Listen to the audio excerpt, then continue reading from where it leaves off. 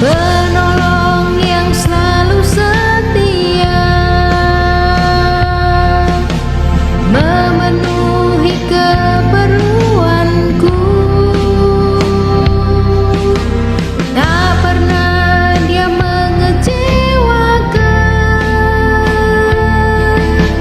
Yesusku tak pernah gagal. Segala perkara dapat ku tanggung di dalam Dia yang memberi kekuatan. Tuhan Yesus penolong dan sahabat, tetap percaya Tuhan setia. Puji Tuhan, saudara-saudara yang Tuhan Yesus kasih, berjumpa kembali dengan saya dalam khotbah online GPJ Anugerah Bermazmur 5 September 2021 di minggu ini. Mari kita berdoa meminta hikmat, pengertian dan pencerahan dari Roh Kudus sehingga kita boleh diberkati bersama-sama. Tuhan Yesus, terima kasih untuk anugerah-Mu yang luar biasa hari ini. Sucikan dan kuduskan kami dengan darah-Mu supaya kami boleh dilayakkan menerima firman-Mu. Kami membutuhkan-Mu Roh Kudus untuk membuat hati dan pikiran kami mengerti, memahami makna dari semua isi berita firman-Mu. Itu sebabnya berbicara dan berkata-katalah, karena kami sungguh-sungguh ingin dibangun di dalamnya. Terpujilah nama-Mu Tuhan, demi nama Yesus kami berdoa, amin. Puji Tuhan, saudara-saudara, di dalam anugerahnya yang besar dan di dalam kasih karunia-Nya yang luar biasa, kita bisa tetap bertatap muka dan mungkin menyapa di dalam alam roh, karena kita tidak bisa saling bertemu. Namun kita percaya bahwa Tuhan hadir di tengah-tengah kita, sebab Tuhan tidak dibatasi oleh ruang, waktu maupun jarak. Dan hari ini kita bisa bersama-sama bersekutu di dalam hadirat Tuhan. Saya berikan satu tema firman Tuhan hari ini, iman yang real.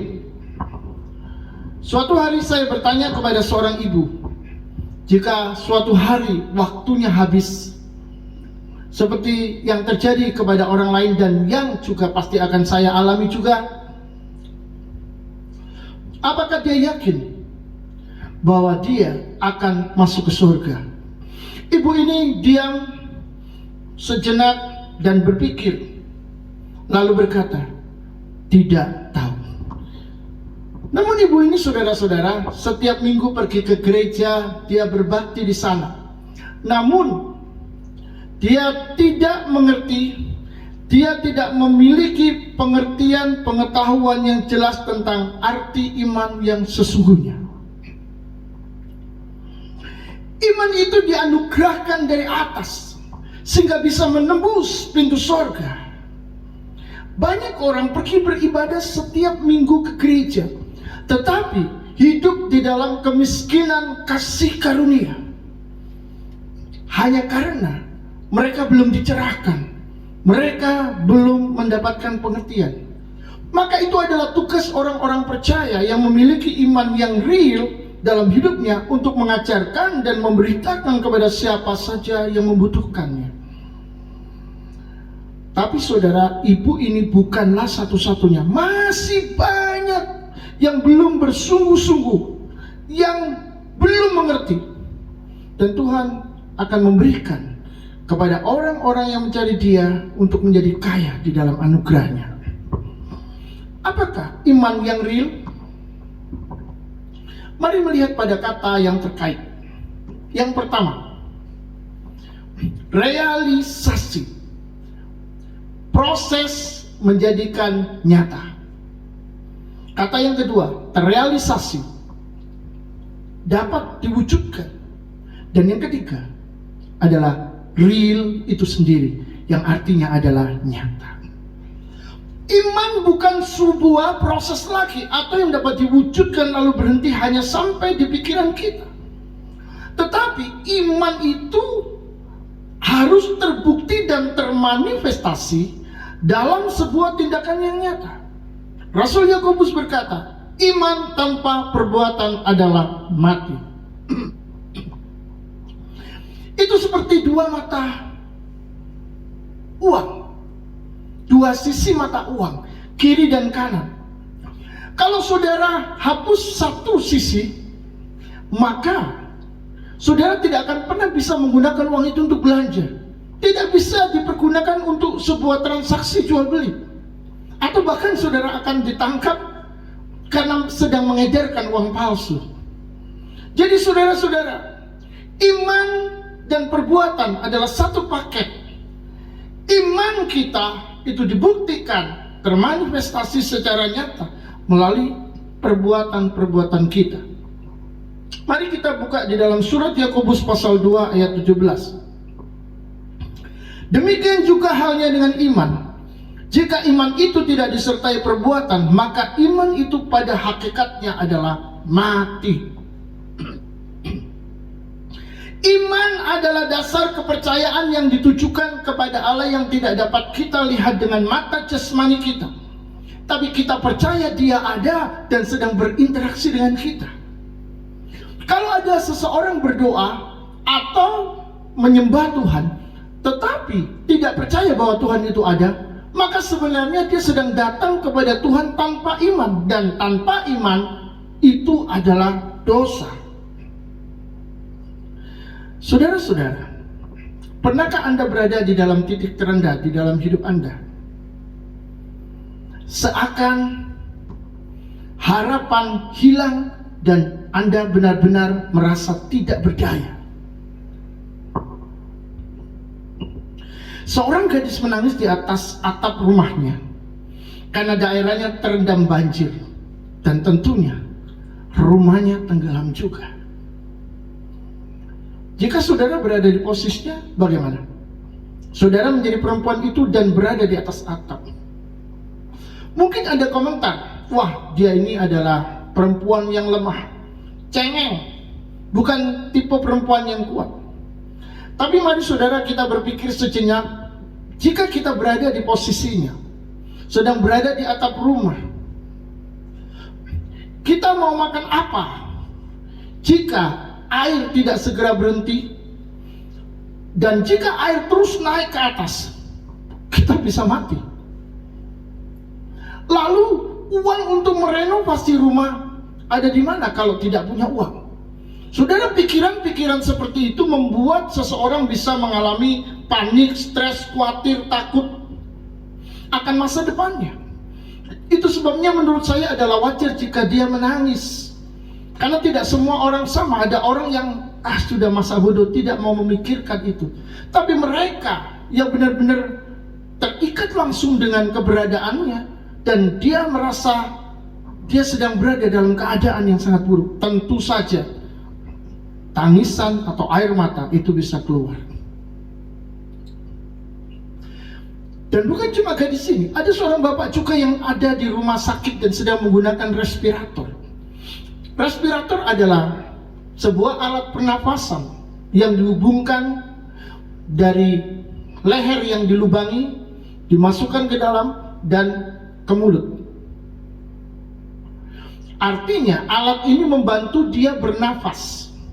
Karena mesinlah yang memberikan pernafasan itu. Dia tidak bernafas dari dirinya sendiri karena dia tidak mampu lagi bernafas. Hidupnya tergantung oleh mesin. Dan bapak ini, saudara-saudara, kakinya itu mengalami luka karena terlalu lama di tempat tidur rumah sakit atau di ranjang rumah sakit.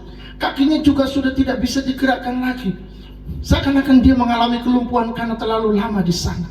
Belum lagi setiap hari dia harus diinfus, tangannya harus ditusuk oleh jarum, diambil darahnya. Kalau waktu makan, dia harus makan menggunakan alat yang dimasukkan ke dalam mulutnya, dan itu kadang-kadang sakit.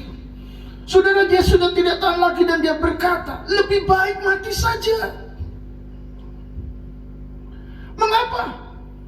Karena dia sudah kehilangan harapan. Dan dia mengalami keraguan untuk terus hidup.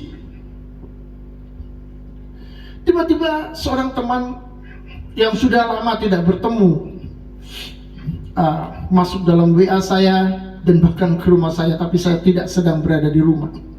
Lalu dia menceritakan bahwa dia sedang terjebak dengan sebuah permainan uang online di internet.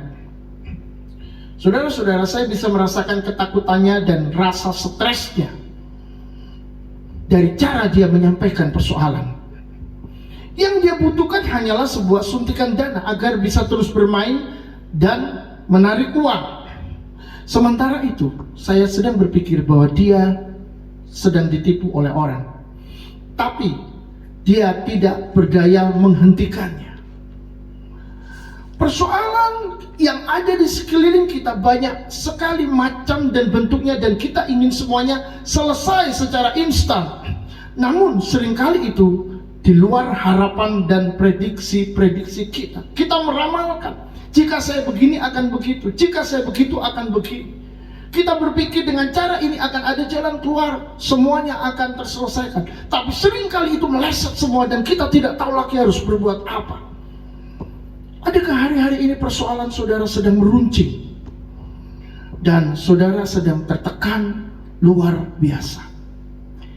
Inilah saatnya iman yang real itu muncul di permukaan dan bukan tinggal bersembunyi sampai Tuhan Yesus datang yang kedua kali. Alkitab mengajarkan kepada kita bahwa iman itu real, nyata, dimanifestasikan di dalam perbuatan dan bukan hanya tinggal di dalam alam khayal kita. Jika tidak ada perwujudan atau bentuknya di dalam perbuatan, maka itu hanya pengetahuan iman, bukan perbuatan iman. Yang Tuhan mau adalah perbuatan iman, karena di dalamnya ada kehadiran Tuhan dan ada kebenaran Allah. Jika seseorang itu berkata, tahu kalau aku masuk surga harus percaya Yesus, tapi dia tidak pernah melangkah untuk sungguh-sungguh percaya, maka itu cuma pengetahuan iman. Itu bukan perbuatan iman. Itu bukan iman yang real, iman yang nyata. Tanpa eksekusi menjadi seorang Kristen, walaupun dengan banyak alasan, meskipun mengaku percaya, itu bukan iman yang real. Itu hanya sebuah wacana, hanya sebuah kata-kata yang tidak pernah terrealisasi ataupun terwujud.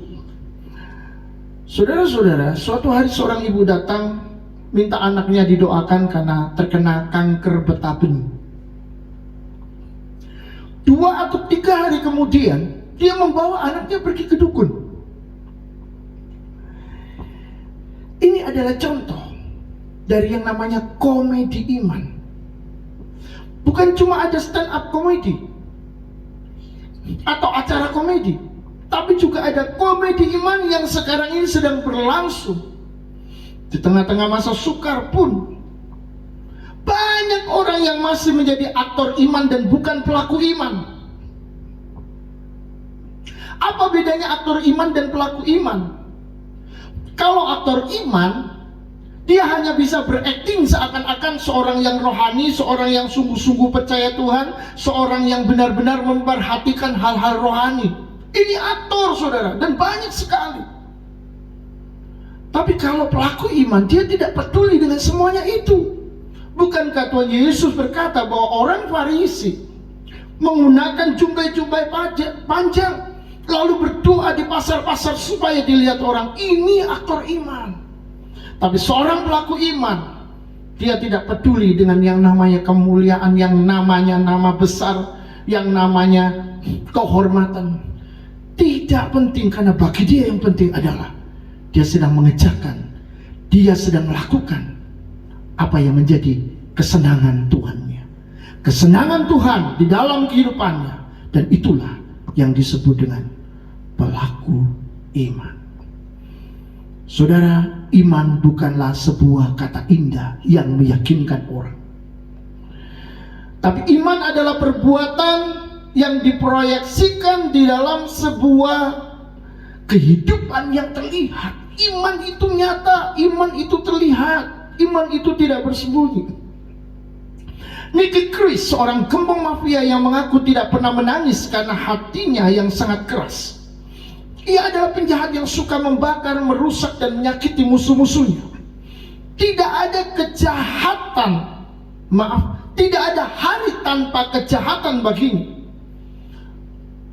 Kalau kita mungkin berkata tidak ada hari tanpa Yesus, tidak ada hari tanpa Tuhan, bagi Nicky Chris tidak ada hari tanpa kejahatan. Tapi suatu kali dia ditangkap oleh Yesus, dia ditangkap oleh Tuhan, dan ia menangis seperti anak kecil, menangis sejadi-jadinya. Walaupun dia berkata, sudah bertahun-tahun aku tidak pernah menangis karena hatinya yang keras. Tuhan melawatnya, Tuhan mengubahnya. Dan apa yang terjadi? Nicky Chris meninggalkan kejahatan, bertobat, dan dia bersaksi kepada para mafia, sehingga teman-teman mafianya juga bertobat. Saudara, menangis dan bersaksi adalah manifestasi dari iman yang tidak kelihatan. Nicky Chris menunjukkan perbuatan imannya dan membuat iman yang real terlihat jelas dalam aksinya. Di bulan Agustus dan September ini, saya mendengar secara langsung teman-teman dekat saya mengalami keadaan yang cukup buruk. Jika teman saya yang pertama terjebak dalam perdagangan uang kripto semacam Bitcoin, tapi teman saya yang kedua lebih menyedihkan. Dia mengatakan, dia memberi kabar bahwa dia bermasalah dengan ginjalnya. Dokter memvonis harus cuci darah 3 kali dalam 1 minggu. 1 kali cuci darah 4,5 juta. Tentu dia tidak mampu. Saat ini dia melayani di Sulawesi, saya lupa Sulawesi persisnya di mana, tapi dia ada di pedalaman. Sinyal handphone pun tidak bisa masuk ke sana. Saya berkata kepadanya, urus BPJS, dan dia mulai urus BPJS karena itu gratis. Sebenarnya teman saya yang lain juga mengalami hal yang sama. Dia cuci darah 1 minggu 2 kali, dan itu kalau tidak salah sudah 18 tahun. Tapi waktu lalu meninggal, berpulang ke rumah Tuhan. Tetapi teman saya yang satu ini barusan saja mengalami, dan dia barusan saja menyampaikannya 2-3 hari kemarin. Saudara-saudara yang dikasihi oleh Tuhan, tentu itu merupakan sebuah kondisi yang sangat sulit. Tetapi iman itu memang tidak dibatasi oleh masalah tertentu. Iman berdiri di atas situasi atau di atas segala situasi dan kondisi, termasuk dalam keadaan yang paling buruk sekalipun. Sebab iman adalah dasar kepercayaan kepada Tuhan yang tidak terbatas, dan bukan kepada pribadi yang lemah dan tidak berkuasa.